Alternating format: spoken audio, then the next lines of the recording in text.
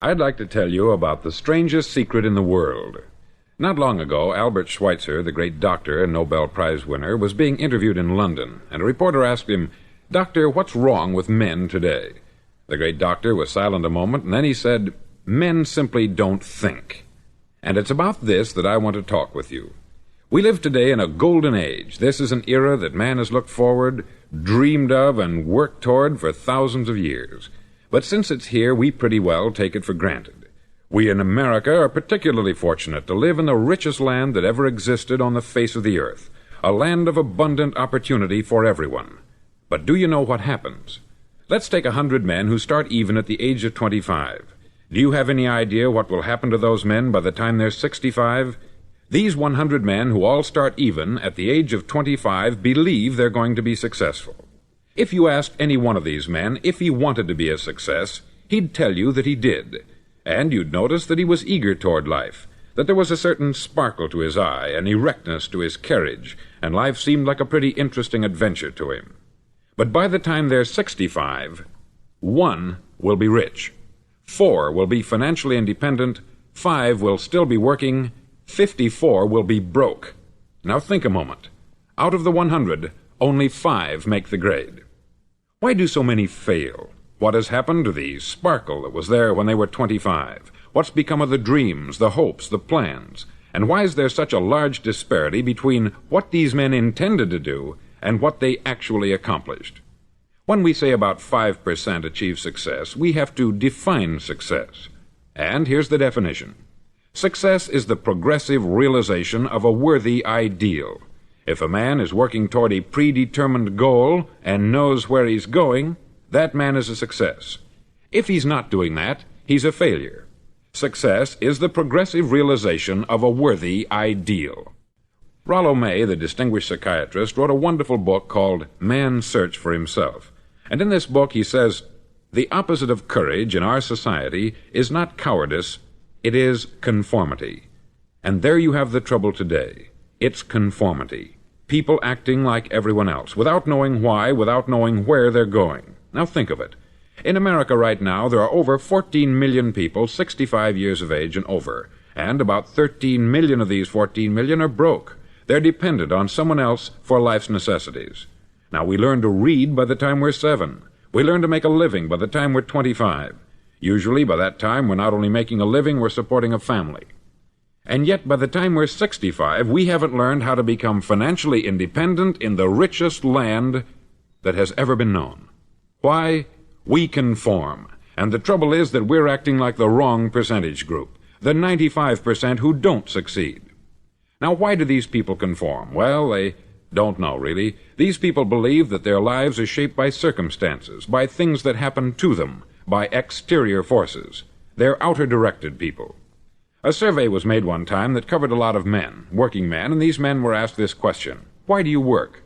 Why do you get up in the morning? 19 out of 20 had no idea. If you ask them, they'll say, everyone goes to work in the morning. And that's the reason they do it, because everyone else is doing it. Now let's get back to our definition of success. Who succeeds? The only man who succeeds is the man who is progressively realizing a worthy ideal. He's the man who says, I'm going to become this, and then begins to work toward that goal. I'll tell you who the successful people are. A success is the school teacher who's teaching school because that's what she wanted to do. The success is the woman who's a wife and mother because she wanted to become a wife and mother and is doing a good job of it. The success is the man who runs the corner gas station because that's what he wanted to do. The success is the successful salesman who wants to become a top-notch salesman and grow and build with his organization. A success is anyone who is doing deliberately a predetermined job because that's what he decided to do deliberately. But only 1 out of 20 does that. That's why today there isn't really any competition, unless we make it for ourselves. Instead of competing, all we have to do is create. Now, for 20 years, I looked for the key which would determine what would happen to a human being. Was there a key, I wanted to know, which would make the future a promise that we could foretell to a large extent? Was there a key that would guarantee a person's becoming successful if he only knew about it and knew how to use it? Well, there is such a key, and I've found it. Have you ever wondered why so many men work so hard and honestly without ever achieving anything in particular, and others don't seem to work hard and yet seem to get everything? They have the magic touch. You've heard them say that about someone. Everything he touches turns to gold. And have you ever noticed that a man who becomes successful tends to continue to become successful, and on the other hand, have you noticed how a man who is a failure tends to continue to fail?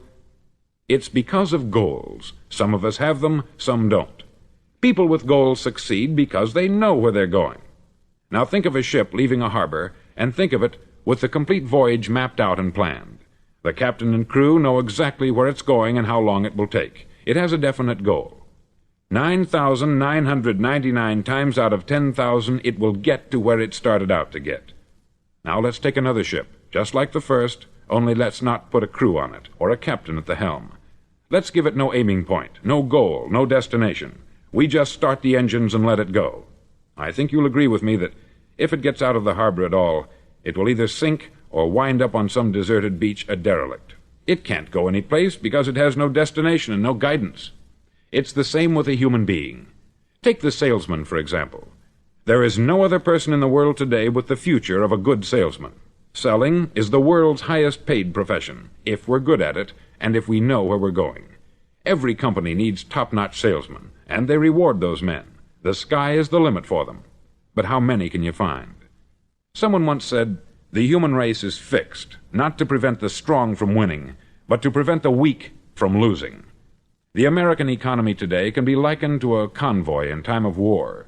The entire economy is slowed down to protect its weakest link, just as the convoy had to go at the speed that would permit its slowest vessel to remain in formation. That's why it's so easy to make a living today. It takes no particular brains or talent to make a living and support a family today. So we have a plateau of so-called security, if that's what a person's looking for. But we do have to decide how high above this plateau we want to aim for.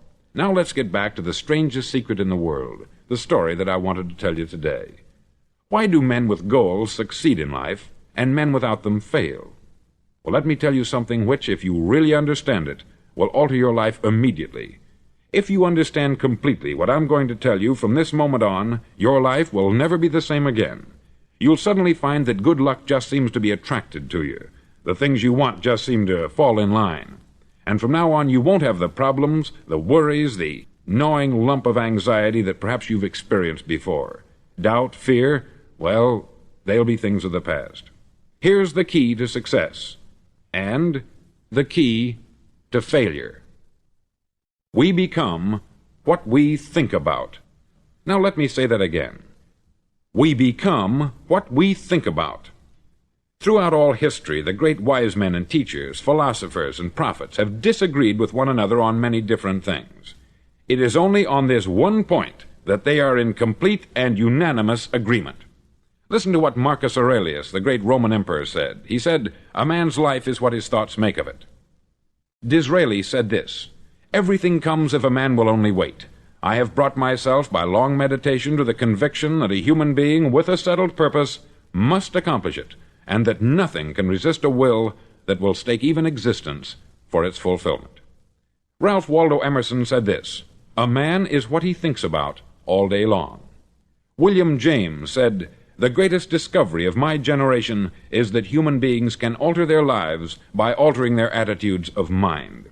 And he also said, "We need only in cold blood act as if the thing in question were real, and it will become infallibly real by growing into such a connection with our life that it will become real. It will become so knit with habit and emotion that our interest in it will be those which characterize belief."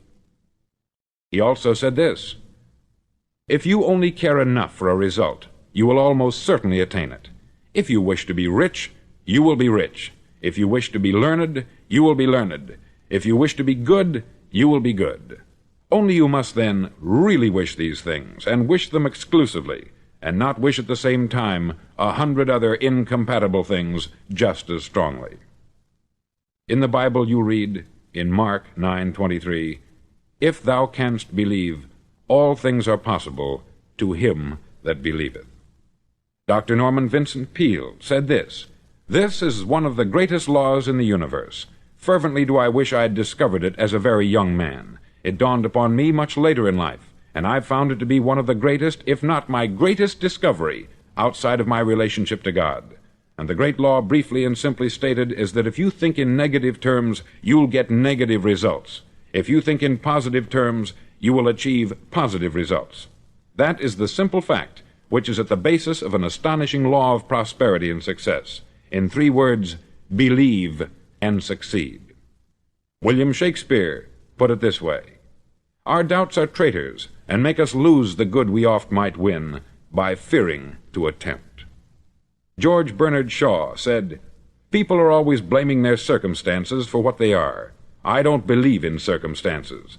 The people who get on in this world are the people who get up and look for the circumstances they want, and if they can't find them, make them." Well, it's pretty apparent, isn't it? And every person who discovered this for a while believed that he was the first one to work it out. We become what we think about. Now, it stands to reason that a person who's thinking about a concrete and worthwhile goal is going to reach it, because that's what he's thinking about. And we become what we think about. Conversely, the man who has no goal, who doesn't know where he's going, and whose thoughts must therefore be thoughts of confusion and anxiety and fear and worry, becomes what he thinks about. His life becomes one of frustration, fear, anxiety, and worry. And if he thinks about nothing, he becomes nothing. Now, how does it work? Why do we become what we think about? Well, I'll tell you how it works as far as we know. Now, to do this, I want to tell you about a situation that parallels the human mind. Suppose a farmer has some land, and it's good, fertile land. Now, the land gives the farmer a choice. He may plant in that land whatever he chooses. The land doesn't care. It's up to the farmer to make the decision. Now, remember, we're comparing the human mind with the land, because the mind, like the land, doesn't care what you plant in it. It will return what you plant, but it doesn't care what you plant. Now, let's say that the farmer has 2 seeds in his hand. One is a seed of corn, the other is nightshade, a deadly poison. He digs 2 little holes in the earth, and he plants both seeds, one corn, the other nightshade. He covers up the holes, waters, and takes care of the land, and what will happen? Invariably, the land will return what is planted. As it's written in the Bible, "As ye sow, so shall ye reap." Remember, the land doesn't care. It will return poison in just as wonderful abundance as it will corn. So up come the 2 plants, one corn, one poison. Now, the human mind is far more fertile, far more incredible and mysterious than the land, but it works the same way. It doesn't care what we plant. Success, failure. A concrete, worthwhile goal, or confusion, misunderstanding, fear, anxiety, and so on. But what we plant, it will return to us. You see, the human mind is the last great unexplored continent on the earth.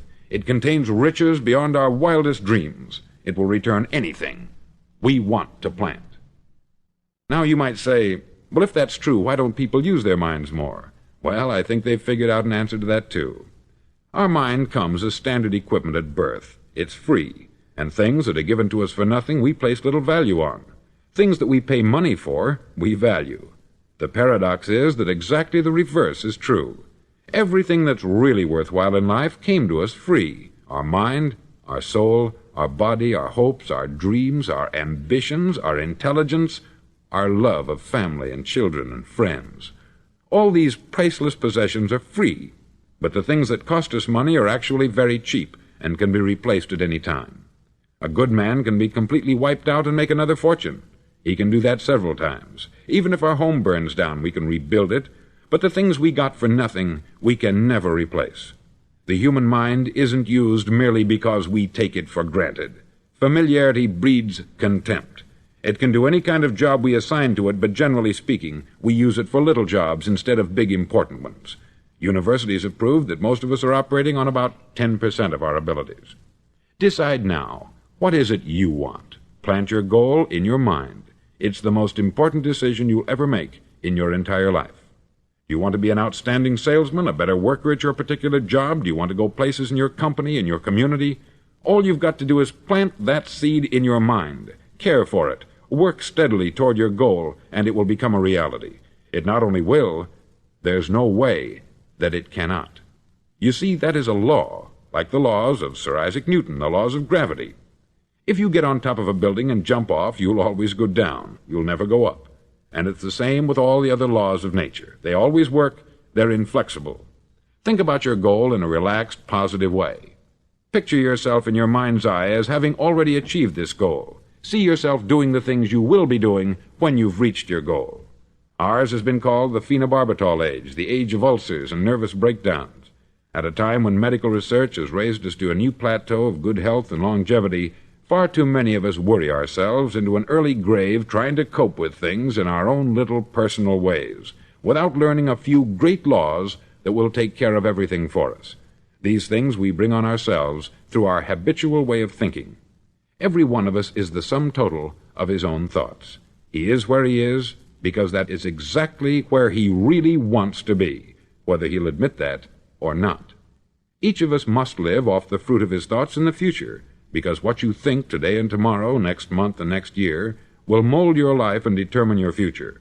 You're guided by your mind.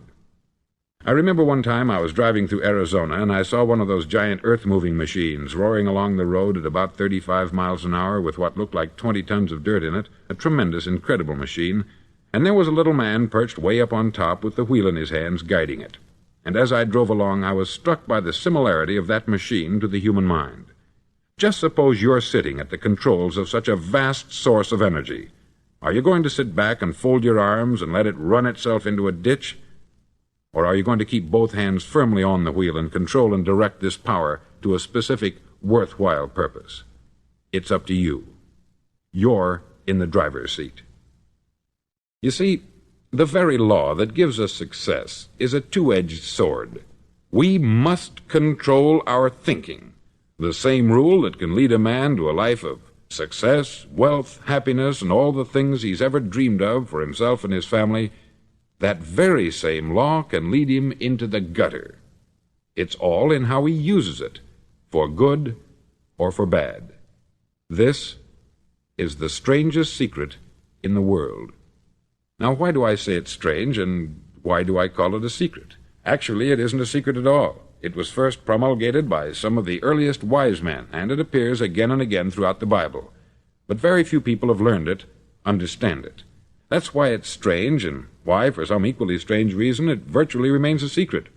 I believe that you could go out and walk down the main street of your town and ask one man after another what the secret of success is, and you probably wouldn't run into one man in a month who could tell you. Now, this information is enormously valuable to us, if we really understand it and apply it. It's valuable to us not only for our own lives, but the lives of those around us, our family, employees, associates, and friends. Life should be an exciting adventure. It should never be a bore. A man should live fully, be alive. He should be glad to get out of bed in the morning. He should be doing a job he likes to do because he does it well. One time I heard Grove Patterson make a speech, the editor-in-chief of the Toledo Daily Blade, and as he concluded his speech, he said something that I've never forgotten.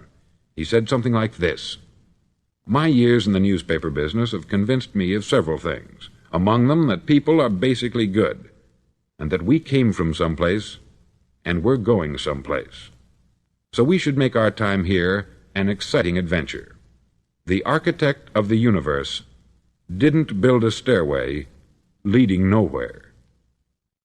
And the greatest teacher of all, the carpenter from the plains of Galilee, gave us the secret time and time again. "As ye believe, so shall it be done unto you." I've explained the strangest secret in the world and how it works. Now I want to explain how you can prove to yourself the enormous returns possible in your own life by putting this secret to a practical test. I want you to make a test that will last 30 days. Now, it isn't going to be easy. If you'll give it a good try, it will completely change your life for the better. Back in the 17th century, Sir Isaac Newton, the English mathematician and natural philosopher, gave us some natural laws of physics which apply as much to human beings as they do to the movement of bodies in the universe. Now, one of these laws is that for every action there is an equal and opposite reaction. Simply stated, as it applies to you and me, it means we can achieve nothing without paying the price. The results of your 30-day experiment will be in direct proportion to the effort you put forth. To be a doctor, you must pay the price of long years of difficult study. to be successful in selling, and remember that each of us succeeds to the extent of his ability to sell, selling our families on our ideas, selling education in schools, selling our children on the advantages of living the good and honest life, selling our associates and employees on the importance of being exceptional people, to, of course, the profession of selling itself. But to be successful in selling our way to the good life, we must be willing to pay the price. Now, what is that price? Well, it's many things. First, it's understanding emotionally, as well as intellectually, that we literally become what we think about, that we must control our thoughts if we're to control our lives. It's understanding fully that, as ye sow, so shall ye reap. Secondly, it's cutting away all the fetters from the mind and permitting it to soar as it was divinely designed to do. It's the realization that your limitations are self-imposed, and that the opportunities for you today are enormous beyond belief.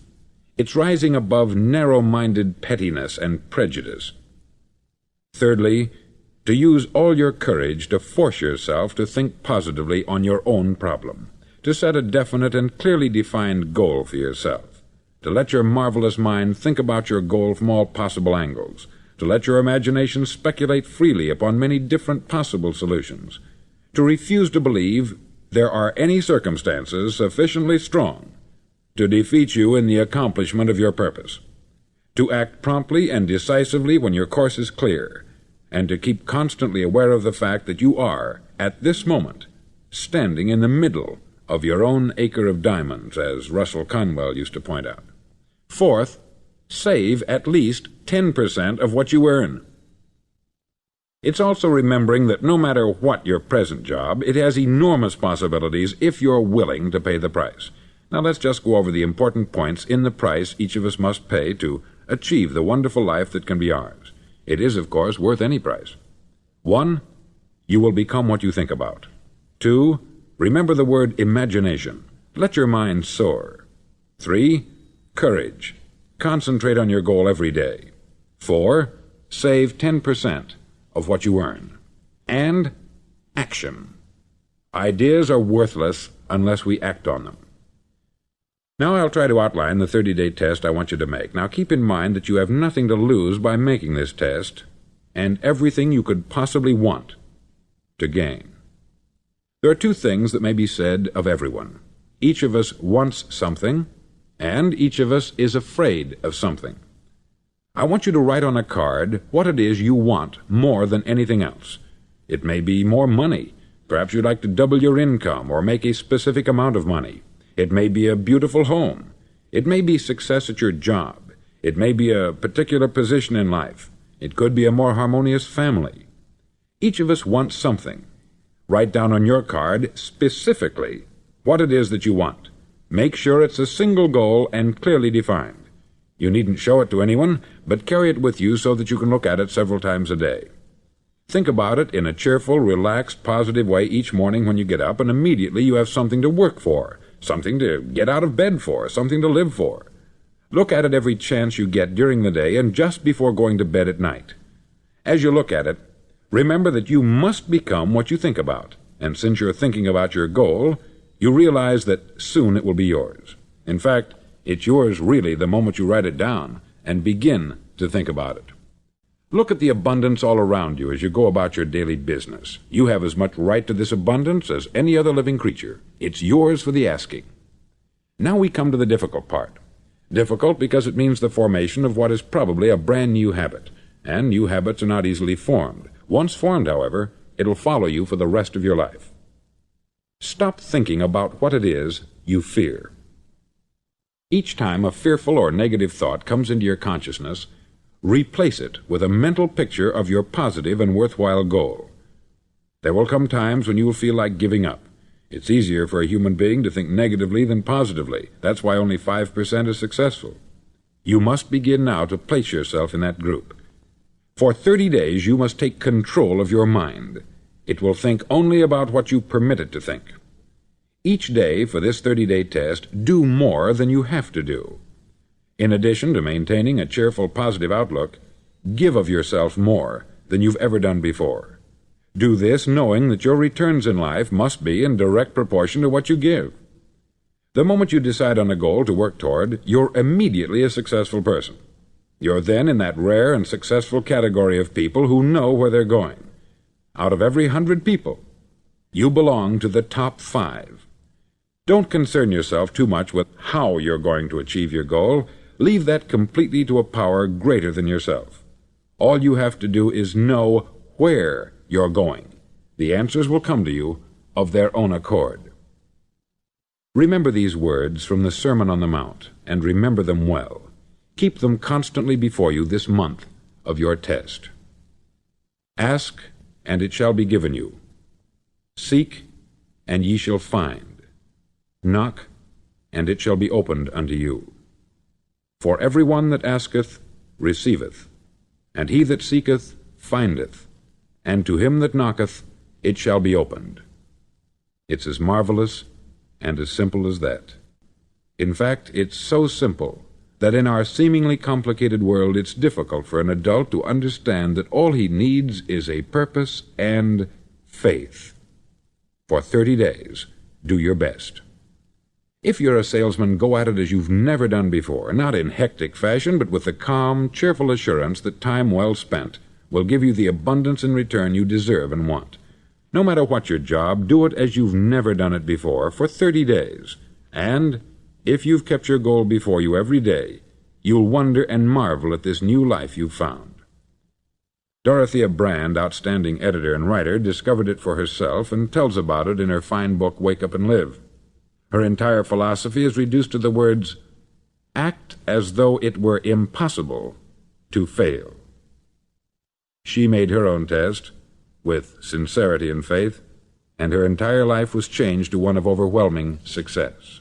Now you make your test for 30 full days. Don't start your test until you've made up your mind to stick with it. You see, by being persistent, you're demonstrating faith. Persistence is simply another word for faith. If you didn't have faith, you would never persist. If you should fail during your first 30 days, by that I mean suddenly find yourself overwhelmed by negative thoughts, you've got to start over again from that point and go 30 more days. Gradually your new habit will form until you find yourself one of that wonderful minority to whom virtually nothing is impossible. Don't forget the card. It's vitally important as you begin this new way of living. On one side of the card, write your goal, whatever it may be. On the other side, write the words we've quoted from the Sermon on the Mount. Ask, and it shall be given you. Seek, and ye shall find. Knock, and it shall be opened unto you. Nothing great was ever accomplished without inspiration. See that during these crucial first 30 days, your own inspiration is kept at a peak. Above all, don't worry. Worry brings fear, and fear is crippling. The only thing that can cause you to worry during your test is trying to do it all yourself. Know that all you have to do is hold your goal before you. Everything else will take care of itself. Remember also to keep calm and cheerful. Don't let petty things annoy you and get you off course. Now, since making this test is difficult, some may say, well, why should I bother? Well, look at the alternative. No one wants to be a failure. No one really wants to be a mediocre individual. No one wants a life constantly filled with worry, fear, and frustration. Therefore, remember that you must reap that which you sow. If you sow negative thoughts, your life will be filled with negative things. If you sow positive thoughts, your life will be cheerful, successful, and positive. Now, gradually, you will have a tendency to forget what you've heard on this record. Play it often. Keep reminding yourself of what you must do to form this new habit. Gather your whole family about and listen to what's been said here at regular intervals. You know, most men will tell you that they want to make money without understanding the law. The only people who make money work in the mint. The rest of us must earn money. This is what causes those who keep looking for something for nothing or a free ride to fail in life. The only way to earn money is by providing people with services or products which are needed and useful. We exchange our product or service for the other man's money. Therefore, the law is that our financial return will be in direct proportion to our service. Success is not the result of making money. Making money is the result of success, and success is in direct proportion to our service. Most people have this law backwards. They believe that you're successful if you earn a lot of money. The truth is that you can only earn money after you're successful. It's like the story of the man who sat in front of the stove and said to it, "Give me heat, and then I'll add the wood." How many men and women do you know, or do you suppose there are today, who take the same attitude toward life? There are millions. We've got to put the fuel in before we can expect heat. Likewise, we've got to be of service first before we can expect money. Don't concern yourself with the money. Be of service. Build, work, dream, create. Do this, and you'll find there's no limit to the prosperity and abundance that will come to you. Prosperity is founded upon a law of mutual exchange. Any person who contributes to prosperity must prosper in turn himself. Sometimes the return will not come from those you serve, but it must come to you from someplace, for that is the law. For every action there is an equal and opposite reaction. As you go daily through your 30-day test period, remember that your success will always be measured by the quality and quantity of service you render, and money is a yardstick for measuring this service. No man can get rich himself unless he enriches others. There are no exceptions to a law. You can drive down any street in America and from your car estimate the service that's being rendered by the people living on that street. Had you ever thought of this yardstick before? It's interesting. Some, like ministers and priests and other devoted people, measure their returns in the realm of the spiritual, but again, their returns are equal to their service. Once this law is fully understood, any thinking person can tell his own fortune.